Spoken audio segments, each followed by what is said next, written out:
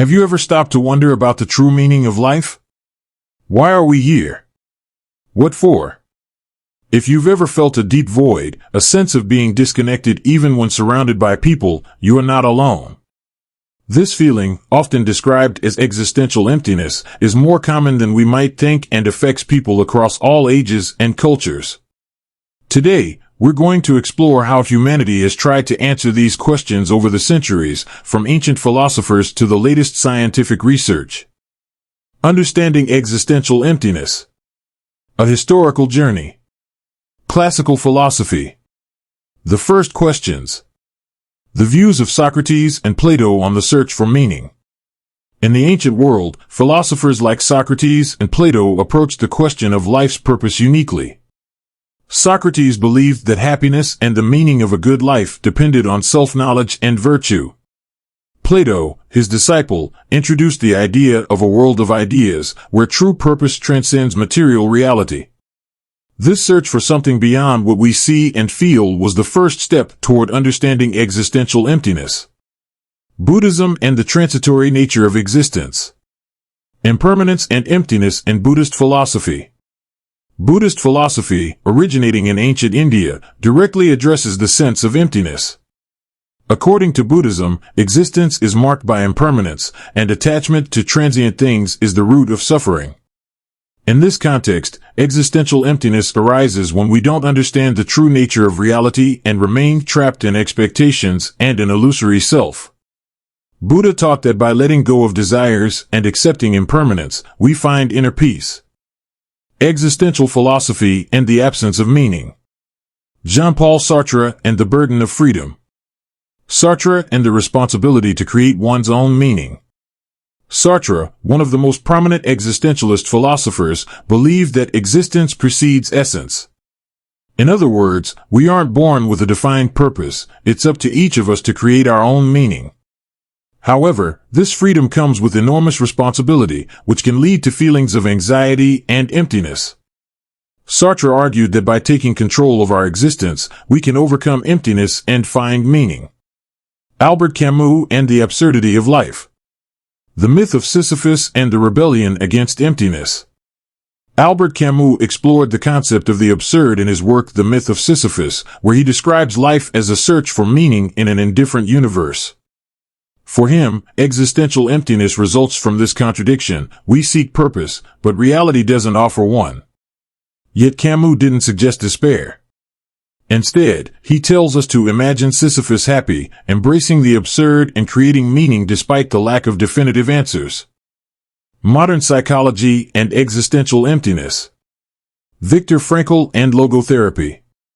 Meaning is a psychological need and the power of logotherapy. Viktor Frankl, a Holocaust survivor and founder of logotherapy, wrote that man is not seeking pleasure or power but meaning. Frankl argued that existential emptiness occurs when we can't find a reason to live, and it's this search that drives us forward.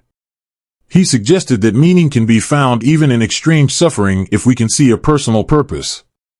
Try Frankl's technique, ask yourself for what, in relation to your daily actions. This can help you uncover small reasons for living and rediscover purposes that may have been set aside. Positive psychology and studies on well-being. Martin Seligman and the PERMA model. In recent years, the field of positive psychology, led by Martin Seligman, has brought new insights on how people can find meaning and well-being. Seligman proposed the PERMA model, which includes 5 pillars of well-being: positive emotion, engagement, relationships, meaning, and accomplishment. The presence of these elements is associated with a more fulfilling life and less susceptibility to existential emptiness. Analyze your life to see if you're dedicating time to these 5 pillars. The absence of one of them can contribute to feelings of emptiness, while strengthening each helps build a solid foundation of meaning. Philosophical and practical tips for dealing with existential emptiness. Practice a more fatty and stoic acceptance. Nietzsche and the Stoics on accepting destiny. Philosopher Friedrich Nietzsche used the phrase amor fati, or love of fate, to describe the complete acceptance of everything that happens. The Stoics, like Epictetus and Marcus Aurelius, had a similar perspective. By accepting reality as it is and focusing on what we can control, we find peace and purpose. When feeling anxious or empty, ask yourself, what is outside of my control? Accept this and focus your energy on what you can change. Purpose from Aristotle's perspective. Eudaimonia and the ideal of a full life. Aristotle believed that the goal of life was to achieve eudaimonia, or a life of virtue and fulfillment. For him, purpose is not found in external things, but in becoming the best version of oneself, cultivating virtues, and living in harmony with reason. Set goals that aren't based on material achievements, but rather on personal growth and contributing to the well-being of those around you. Flow theory, the state of full engagement. Csikszentmihalyi and the experience of flow. Psychologist Mihai Csikszentmihalyi described the concept of flow as a state of complete immersion in an activity. This state, often associated with hobbies, creative work, or sports, provides a sense of meaning and connection with the present moment. Find activities that allow you to experience flow. This helps minimize focus on emptiness and maximize the feeling of purpose and accomplishment. Science and spirituality, new approaches to existential emptiness. Neuroscience and the search for purpose. The role of dopamine in motivation and satisfaction. Neuroscience shows that the search for meaning activates the brain's reward system, specifically dopamine release.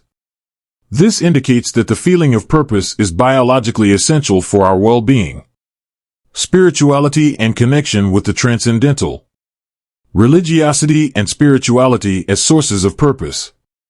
Research indicates that spiritual practices, like meditation and community service, help reduce existential emptiness. Spirituality provides a sense of connection with something greater, whether it's a God, nature, or the universe. Overcoming existential emptiness isn't simple, but it's not impossible either. As we've seen, the meaning of life can be found in the simplest actions, in accepting our reality, and in connecting with others. There's no single path, but each of us can build a unique purpose, drawing from the knowledge accumulated over the centuries. After all, perhaps existential emptiness is an invitation to reinvent ourselves, to challenge expectations, and to find our own meaning in our own time and in our own way.